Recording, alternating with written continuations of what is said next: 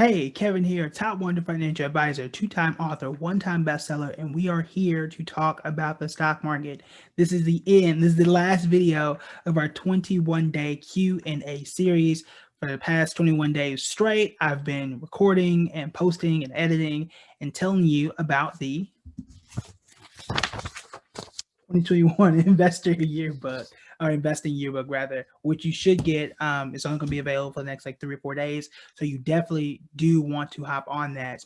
You know what's in there. We talk about top 5 stocks for new investors. We talk about the best investing apps. It is a it's a digital resource. I printed it out. I just so happen to have a printer. So you want to go print yours, you don't have to. You can print yours out too. But don't come at me like I didn't get a physical copy, you didn't mail it, because they're not mailed. And also, if I did mail it, the way the mail is going now, it's gonna be a while. But it's a digital resource. You download it and you can decide to print it out for your own. All right, so I want to get to the question of how do you create an investing strategy and why is that important? It's I would say it's one of the most central things you want to do as an investor. I'm actually surprised that we haven't really talked about it before. So I'm going to cover, I would say, probably 3 strategies. There is no right or wrong. It depends on who you are as an investor. So what a strategy is? Let's start there. So strategy, the way I define an investing strategy, it is the process in which you use to choose your stocks and go throughout your investing life, right? So if I am, for example, a dividend investor, you always want to start with what your goal is. And I've said that before. If you don't know your goal, you're not going to be able to figure out a strategy. And before I even get further into what I was going to say about strategy, if you don't have one, you lose money. You will almost always lose money because if you don't have a strategy, you just do whatever people tell you. You go to work, somebody mentions a stock, you just buy that. You watch CNBC, you just buy that. You're in a Facebook group, you just buy it because they said it. And sometimes you get lucky and the stock does well, but sometimes you don't get lucky and the stock doesn't do well. And if a stock does do well, you have no idea how to recreate it or how to do that over and over and over again because you have no process. You just got lucky and said, oh, such and such bought it, let me go buy it. That's not the best way to go about it. So number one in creating a strategy is, what is your goal? For example, if you are someone that knows that, look, I really don't want to be getting in here and buying all this stuff. I just want to sit back and get dividends. That's what I want to do. That's my strategy. Okay. That's what I choose to do. So a dividend investor or dividend investing is your strategy. That tells you that there are certain stocks that you want to buy and certain stocks you do not want to buy. Any strategy tells you what to do, but it also tells you what not to do. And that's extremely important. For example, a dividend investor is not investing in Google. They're not investing in Amazon. They don't pay dividends. At least they don't pay dividends yet. Maybe they will, maybe they don't. I have no idea. But right now, those are stocks you're not investing in. You're not investing in Tesla. Those are not for you. You're perhaps investing in REITs, real estate investment trusts. We did a video on that. You are probably investing in something like Chevron, things that pay high dividends. Now, whether you're going to make them or make or lose money on it, that's a different story. But those are the places where you are investing and you're getting those dividend payments and you're doing whatever you want to do with those dividend payments. Additionally, it also tells you that you need to be investing aggressively in terms of the amount of money, because if you only put in $1,000, you might get a $5 or $6 dividend. That's not all that exciting. But if you want to get a $1,000 check at the end of the year, a $5,000 check, a $10,000 check, you got to be putting in a lot of money and accumulating as much of that company or companies that you want to start to pay you those dividends. So that's the strategy. And to hit that strategy, there are certain things you need to do. Pick the right dividend stocks, be patient, put as much money in it as you can. That if you want to be that way, that's totally fine, but that's the strategy there. So that's number one, is dividend investor. Is it good? Is it bad? It really depends. If you want to be passive and sit back and say, look, I'm gonna make sure I get this check, you can do that. I've had tons of clients that have done this. They're usually on the higher net worth side. You guys know I've managed over 140 million. So I saw people who, have just started like us. I've seen people who had 400,000. I've seen people that have millions. Usually like the 5, 6, usually between the $3 to $6 million range. They're more dividend investing. They're also really old. But if you got 6 million, it's easy to have, I don't know, 1,000 shares of Coca-Cola or whatever, and get, I'm making this up, a $5 dividend for every one share that you own. That's easy. And they just sat back and said, hey, look, make sure the dividend check, because they wanted to check, comes to this address. I'm like, okay, right? So it really depends on where you want to be and how that works for you, if that's your strategy. All right. So another strategy is called the Dogs of the Dow. This is a strategy I use. This is the first strategy I ever used when I started investing and kind of figure out what I wanted to do and what type of investor that I wanted to be. Now, I will actually go to the website. You can go to dogsofdow.com and it'll show you what it is, how it works, and all that kind of stuff. But basically, what you're doing, as you know, the Dow Jones is the 30 largest companies. They just added Salesforce at the end of last year. So what it is you take the 30 largest companies, you cut it down to 10 and say what are the highest paying dividends or dividend yield. So dividends in relation to the stock price. So who has the highest dividend percentage? And I take the top 10, boom, that's what I'm investing in. I buy them, I hold them for a year. Next year I come back, I re-rank them and decide which ones I'm going to have and which ones I'm not. So secret is so two stocks that I held for the longest time were Cisco and Coca-Cola. And I got those from that strategy, and I've probably had them since ooh, at least 7 years, so maybe 2012 or so, if not before, from the Dogs of Dow strategy. And they were doing well, so I just never got rid of them. Like, why would I sell a good stock? So I don't think I have Coca-Cola anymore. I might still have Cisco. I need to check. I thought I sold Cisco, but I feel like I went back and checked my account and it was still there. So maybe I didn't. But those are some of the two of the stocks that I had held on for the longest based on the strategy. So even though I wasn't actively following the strategy, those stocks were good. So I just held on to them. So let's go through what the Dogs of the Dow is. And there's one little caveat and asterisk that you might want to know about the strategy as well. All right, so let's go to dogsofdow.com. It'll tell you everything you need to know about the strategy and the variations. So what they did, the good thing is it's so simple. So it already cuts down the list and says, boom, here's the top 10. Now, caveat, I don't think Chevron is a great company at present, right? I don't think any energy company is all that great. We can look up and see, is it growing, is it not growing, but there you go. Chevron is on there, IBM, like actually, I don't think and this is a guess, I haven't looked at the chart. I don't think any of these companies really are really exciting me, not a single one. So you've got Chevron, IBM, Dow Chemical, Walgreens, Verizon, 3M, Cisco, which is probably the most exciting of this one, which I did used to own.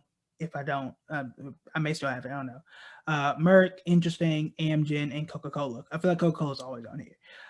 So, and here are the dividend yields and the prices. So that's what it is. You buy it, you buy all 10, you split that up evenly, you hold it for a year, and by the end of the year, you should be performing pretty decently. So here's a strategy down here. So is it a good strategy? First off, strategy, see. Since 2000, Dow have outperformed the Dow. We're talking about the Dow Jones. So, and remember, the Dow Jones are the 30 largest companies. So it pretty much determines to a degree, it's not the best degree, but to a degree, what the entire market is doing. So if the Dow is up for the year, these 10 are usually the highest of those. So that's kind of how it works. Also, there is a variation of it called the small dogs, which was my favorite. And what you're doing is taking this same list and you're sorting it. You put them at the top. So you're sorting it and you're saying, well, what are the 5 cheapest ones on this list? And these do even better than those 10 based on the history and what they have here. So super easy strategy to follow. Let me also show you this just because I'm curious. All right, so what was the one I didn't like? Chevron, CVX. CVX. And just because it's on the, on the 10 doesn't really mean that every single one of them did well. I learned that from experience. My guess is Chevron isn't great again, but it's just a guess. I don't know. That's why we're here on Yahoo Finance to see. All right, so go to a year and It was negative. I want to see how negative it was, just because I'm curious. All right, so let's go here, hit 1 year, and it's, I mean, it ain't great. So past years down 22%. Um, so you would have gotten dividends during this time, but as you see, it is not my personal favorite. You do what works for you. It just isn't my favorite. Cisco probably did better. I'm curious about Merck, so I'll add them MRK, and maybe things look a bit differently. MRK, and they're down 6%. So meh. That we only check 20%. So you feel free to go through, play with it, and see which one of these that you like the most. But again, since they got the history, since 2000, they've outperformed the Dow. So they've got the data. Um, and it tells you a whole bunch more about what it means, how it works, and all that kind of stuff. As you can see here, small dogs, which we had talked about as well. So it's just one strategy. You can take what you like, take what you don't like, or take what you like, leave what you don't like, and move on from there. But that is how I actually started. I started with that strategy because I love simplicity. They said to beat the Dow. I'm like, all right, I'm all for it. So that's one. Well, that's two. So you got dividend investor. You've got, and there are a whole bunch of websites and resources for dividend investors. You got the dogs of the Dow, and the last one is a momentum investor, and that's where I'm sitting right now. So a momentum investor takes what were the highest performers, and you continue investing in those. So this is based on a research from UCLA that basically says within 6 to 12 months, and now you start to see where I get that 6 to 12 months from. Usually within 6 to 12 months, the highest performing stocks over that period will perform around the same for that following period. So I'm just going to pick a stock out of the sky. Let's say Pfizer. This will probably almost never be Pfizer. I'm just saying it. So let's just say Pfizer was one of the top performing stocks for the last 6 months. Momentum investing and the research that they have at UCLA says over the next 6 months, they're likely to be one of the top performers. Now, I can't say, the last 6 months they were top performers, so now the next 12 years, they're going to be the best ones. No, we just say if you look at it for 6 months and they were the best, they're probably going to be best over the next 6 months. If it's 12 months, then it's 12 months. Now, beyond that, the data starts to fall off and we don't really find that much of a correlation. If it's less than 6 months, you really don't see that much of a correlation. So the sweet spot is 6 to 12, and now you know why I check my investments on a 6 or 12 month cycle. Now you know why. But they have a lot of data and research that shows that this type of method does work. The funny thing is, the article that they have said they actually don't know why, other than the fact of investor psychology. So, for example, Tesla was one of the best stocks last year. It'll probably be one of the best stocks this year. Why? Because everybody's investing in it and people believe in him so much that they're willing to just keep that going. You could also say the same thing for Apple. I mean, I have an iPhone now, but has Apple really done anything incredibly amazing? Not really. You keep selling us the same phone. But again, it's still been one of the best stocks out there, primarily because we just continue to believe in it. So that's how momentum works. Sorry. So you can actually Google the study, type in UCLA momentum investing, and it'll give you all the nerdy things that you need to know about it. But that's pretty much how it works. That's one of the strategies that I use. I tweak and put my own little twist on it. Though my students and investor toolkit, y'all know all about that. But that is one way that it works, and that's the strategy that I use, and it does work. So you decide what works best for you: momentum, dividend, dogs that doubt, and other things. Those are just three. There are, I mean, hundreds of strategies out there. Day trading is technically a strategy. I wouldn't recommend it, but it is one that's out there. So that's what a strategy is. I wanted to kind of explain it and lay it out. I also want to thank you for being here for all 21 days, for the reruns, for the stumbling, the terrible math, the terrible writing that I've done too on the screen. But we did it. I have made my commitment for 2021. I said I was going to do a series, which we did. I said I was going to answer your questions, which we did. So I'm glad that we were able to do that. Please let me know what you thought about the series in the comments. Tell me what your favorite strategy is, or what strategy you have tried in the past that either worked or didn't work. Curious to hear what you guys are doing and thinking when you are investing this year in 2021. All right, that's it for me. Talk to you guys later.